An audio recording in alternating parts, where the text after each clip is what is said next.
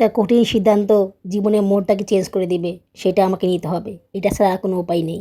আশ্চর্য হলেও সত্যি, আমার কিন্তু একটুও ভয় লাগছে না এই ডিসিশন নিতে। মানে আমি একদম ডিটারমাইন্ড আমার এই ডিসিশন নিয়ে। যদিও আমার এই ডিসিশনটা কেউ পছন্দ করছে না।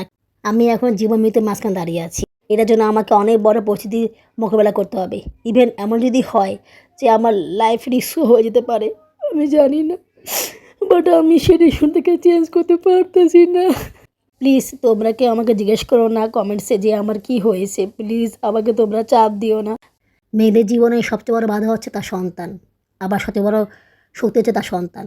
আমার জন্য আল্লাহ পাকের কাছে দোয়া করো, যাতে আমার বাচ্চাদের জন্য হলেও আল্লাহ পাক আমাকে ভালো রাখে, সুস্থ রাখে, কঠিন পরিস্থিতির মধ্যে আল্লাহ পাক আমাকে না ফেলায়।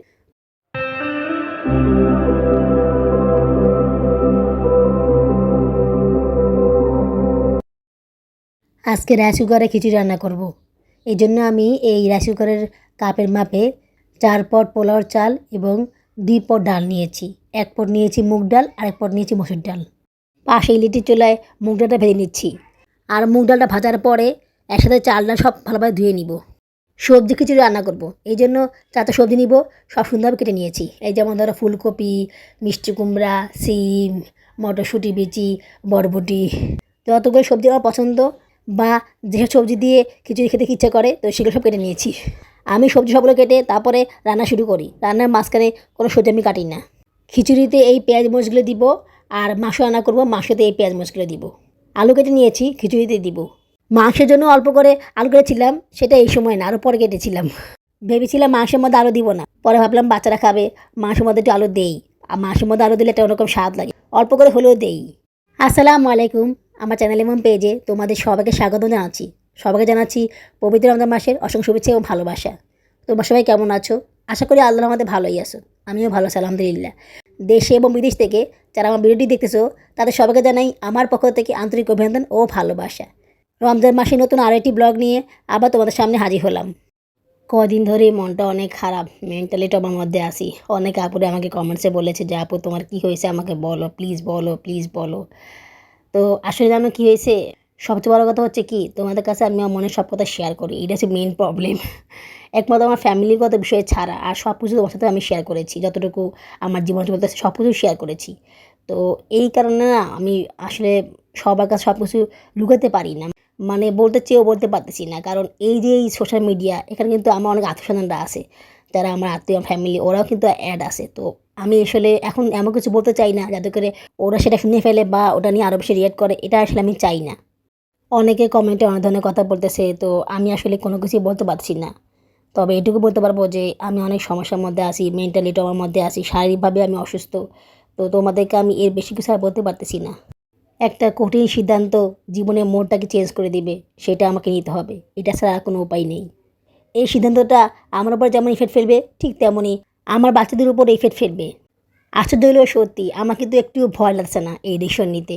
মানে আমি একদম ডিটারমাইন্ড আমার এই ডিসিশন নিয়ে। যদিও আমার ডিসিশনটা কেউ পছন্দ করছে না, কারো পছন্দ হচ্ছে না আমার ডিসিশনটা, বাট বাচ্চারা আমার পাশে আছে এবং মহান আল্লাহ তাআলা আমার পাশে আছে। আশা করি তোমরা আমার পাশে থাকবে। ঈদের পরে একটা চূড়ান্ত ডিসিশন নিতে হবে আমাকে। ঈদের আগে নেওয়া উচিত ছিল, বাট ঈদের আগে নেওয়া হচ্ছে না। এখন ঈদের পরে সব কিছু ঠিক হবে, যে ডিসিশনটা চূড়ান্ত হবে যে এটা আমার দ্বারা করা সম্ভব হবে কি না, বা আমি এটা করবো কি না। তো এটা নিয়ে আমি একটা ডিসিশন নিব। আর ডিসিশনটা যদি আমি নিতে পারি এবং সেটা যদি সাকসেসফুল হয়, তাহলে তোমার কাছে অবশ্যই সেটা শেয়ার করব। কিন্তু এই মুহূর্তে কোনো কিছু শেয়ার করতে পারছি না, তার জন্য আমি আন্তরিকভাবে সরি আপুরা। প্লিজ তোমরা কেউ কিছু মনে করো না, আমি তোমাদের সবাইকে অনেক অনেক অনেক অনেক বেশি ভালোবাসি। আমি এখন জীবন মৃত্যুর মাঝখানে দাঁড়িয়ে আছি। বিশ্বাস করবে কি জানি না, আমার কাছে এতটুকু ভয় লাগছে না, মানে আমার কাছে এতটুকু খারাপ লাগছে না যে আমি জীবন মৃত্যুর মাঝখানে দাঁড়িয়ে আছি। কত কিছু আশা করেছিলাম আমি, কত কিছু আশা করেছিলাম যে আমি এটা করব সেটা করব, কত কিছু প্ল্যান করেছিলাম, কিন্তু আমার কোনো কিছুই করা হলো না, করা হবে না। আমার কারণে আমার বাচ্চাদের পড়াশোনার ক্ষতি হোক, এটা আমি চাই না, কিন্তু কিছু করার নেই, সেটাও মনে হবে। কারণ আমি ছাড়া আমার বাচ্চাদের আর কেউ নেই। আমার বাচ্চাদেরকে পড়াশোনা করানোর দায়িত্ব একমাত্র আমার উপরেই। সেখানে যদি আমি বাচ্চাদের প্রতি কেয়ার করতে না পারি, ওদের খেলাতে না পারি, ওদেরকে নিয়ে স্কুলে যেতে না পারি, তাহলে তো বাচ্চাদের পড়াশোনাও সামনে আগাবে না। এইদিকে বাবুর আব্বু ডিক্লেয়ার দিয়ে দিয়েছে, যদি আমি আমার ডিসিশন চেঞ্জ না করি তাহলে বাচ্চাদের পড়াশোনা বন্ধ করে দেবে, বাচ্চাদের পড়াশোনা করানো হবে না।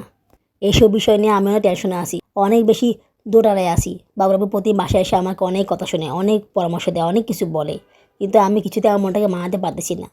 কীভাবে বানাবো বলো? অনেক সময় অনেক কিছু মানুষের মনে বিরুদ্ধে করা যায় না। মানুষ অনেক সময় অনেক কিছু করে, মনের বিরুদ্ধে করে, বাট অনেক সময় অনেক কিছু করতে পারে না। যেটা মন চায় সেটা বাইরের মানুষ যেতে পারে না, শত চাইলেও সেটা করতে পারে না। আমার বেলায় সেরকম হচ্ছে, যেটা আমার মন চাইতেছে, যেটা আমার মন বলতেছে, সেটার বিরুদ্ধে আমি যেতে পারছি না। সমাজ, ফ্যামিলি সবাই অনেক কথা বলতেছে, এটার জন্য অনেক কথা শুনতে হবে, যে এটার জন্য আমাকে অনেক বড় পরিস্থিতির মোকাবেলা করতে হবে। ইভেন এমন যদি হয় যে আমার লাইফ রিস্কও হয়ে যেতে পারে, আমি জানি না, বাট আমি সে ডিসিশন থেকে চেঞ্জ করতে পারতেছি না। সরি আপুরা, আমি এত বড় ঘটনা ঘটে গেছে, আমি একটুও কান্না করিনি, বাট এখন আমার খুব কান্না পাইতেছে। আমি আমার নিজেকে থামাতে পারতেছি না। সরি, আমি পারতেছি না। প্লিজ তোমরা কেউ আমাকে জিজ্ঞেস করো না কমেন্টসে যে আমার কি হয়েছে। প্লিজ আমাকে তোমরা চাপ দিও না, তাহলে হয়তো বা আমার ভিডিও আপলোড করা সম্ভব হবে না। কারণ আমি আমি খুব মেন্টাল ট্রমার মধ্যে আছি। আমি আমি আমার ডিসিশনটাকে চেঞ্জ করতে পারতেছি না আমি। আমি জানি আমি মারা যেতে পারি, আমি জানি আমার মৃত্যু হতে পারে, আমার বাচ্চাদের কী হবে, কিন্তু আমি কিছুতেই এই জায়গা থেকে সরে আসতে পারতেছি না। আমি কী করবো আপুরা, আমি কিছু বুঝতে পারছি না। আমি একমাত্র মহান আল্লাহ পাকের ভরসায় আছি। আল্লাহ পাক আমার উপর রহমত করবেন, আল্লাহ পাক আমাকে সুস্থ রাখবেন, আল্লাহ পাক আমাকে সকল বিপদ থেকে রক্ষা করবেন। আমি আল্লাহর ভরসায় সামনে এগোচ্ছি, শুধুমাত্র আল্লাহ পাকের ভরসায়, আর কারো ভরসায় নেই আমি। আল্লাহ পাক যদি চায় তাহলে আমি ভালো থাকবো, আর যদি চায় তাহলে আমি ভালো থাকবো না।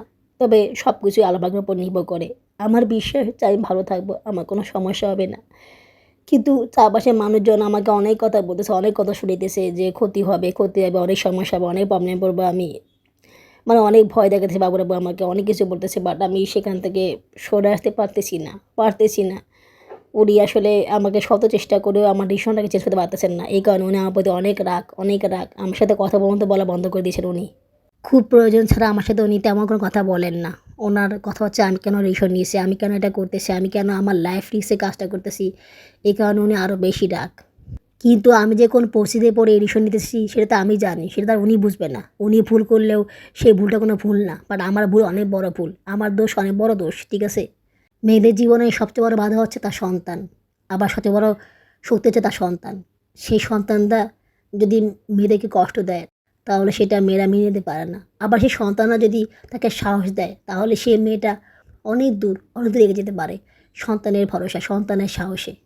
আমার ছোট মেয়ে সায়রা বলতেছে, মাম্মা তুমি চিন্তা করো না, তুমি টেনশন নিও না, সব কিছু ঠিক হয়ে যাবে, আমরা তোমার পাশে আছি, তুমি কোনো টেনশন করো না। জানো আমার পাশে আছে, আমার ছোটো ছোটো বাচ্চারা আমার পাশে আছে, ওরা আমার কষ্ট বুঝতেছে, বাট আমার স্বামী আমার কষ্ট বুঝতেছে না।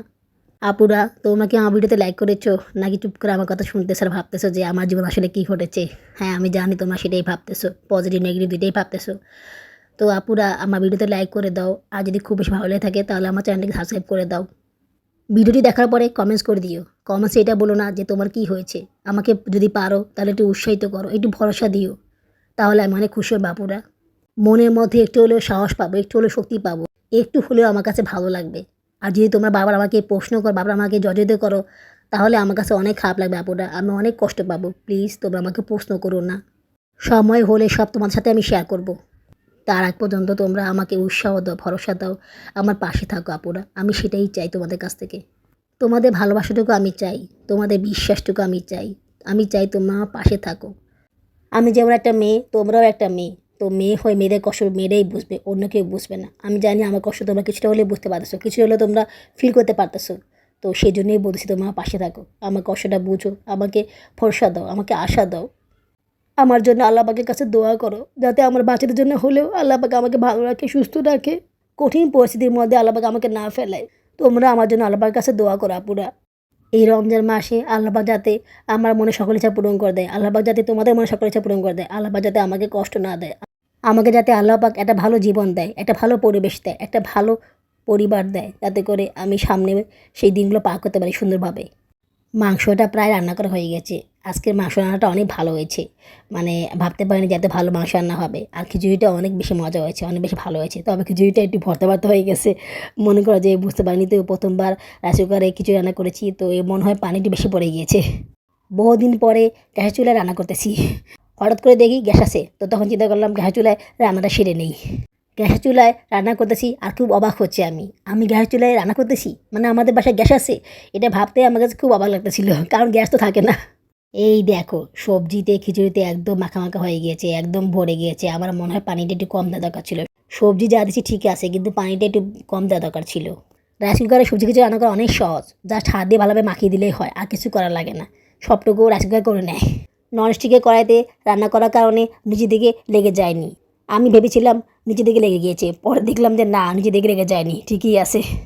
বিশ্বাস করবো না, এই খিচুড়িটা খেতে এত বেশি মজা হয়েছে। আমি আসলে মানে চুলায় রান্না করা যে খিচুড়ি হয় সেটার থেকে আর এটা থেকে কোনো পার্থক্য পাইনি, একদম সেম স্বাদ হয়েছে, বুঝছো। তবে পানিটা একটু কম হলে খিচুড়িটা আরও বেশি ঝরঝরে হতো, আর সবজিটা আর একটু কম দেওয়া আছে, মানে সবজির ভারে খিচুড়িটা একদম মানে নুয়ে পড়েছে, দেখো না কেমন ভর্তা ভর্তা হয়ে গিয়েছে। আমি ভেবেছিলাম সবজি তো কষানো হয়নি, যা ছাদ দিয়ে মাখিয়ে নিয়েছি, তো সবজিগুলো সিদ্ধ হবে কি না। পরে খাওয়ার সময় দেখি না, সবজি ভালোভাবে সিদ্ধ হয়েছে, একদম নরম হয়ে গিয়েছে, খেতেও অনেক মজা হয়েছে। কতদিন পর যে সবজি খিচুড়ি রান্না করলাম, মানে আসলে মনে নেই যে লাস্ট কবে রান্না করেছিলাম। হ্যাঁ, মনে পড়েছে, সারা জন্মদিনে গত বছরে রান্না করেছিলাম। তাও সবজি খিচুড়ি না, শুধুমাত্র খিচুড়ি রান্না করেছিলাম। ভর্তা খিচুড়ি খেতে খেতে অবস্থা খারাপ হয়ে গিয়েছে, এখন চাচ্ছি যে ভুনা খিচুড়ি খেতে, সেটাও খেতে পারলাম না। আজকেটাও মনে করি যে এটি ভর্তা হয়ে গেল। ঠিক ভর্তা বলবো না, লেটকা বলবো না, মানে একটু নরম হয়ে গিয়েছে আর খিচুড়িটা আর কি, মানে মানে খিচুড়িটা একদম মিশে গিয়েছে, বুঝছো। বাচ্চাদের জন্য খিচুড়ি বেড়ে নিচ্ছি, ওদেরকে এখন খাইয়ে দিব, যেহেতু সময় নেই, দেরি হয়ে গেছে রান্না করতে হতে। তাই ওদেরকে এখন খাইয়ে দিব, তারপরে আমি খাবো। আজকে যে খিচুড়ি রান্না করলাম না, এগুলো মনে করো যে কালকেও চলবে, কালকে আমাকে কষ্ট করে আর রান্না করতে হবে না।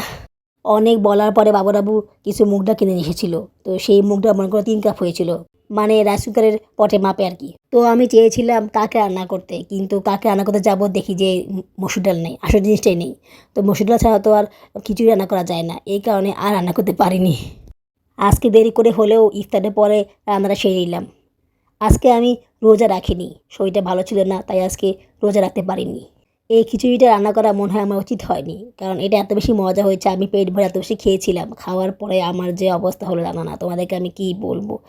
মানে খাওয়ার কিছুক্ষণ পরে আবার পাতলা পায়খানা হলো, বুঝছো।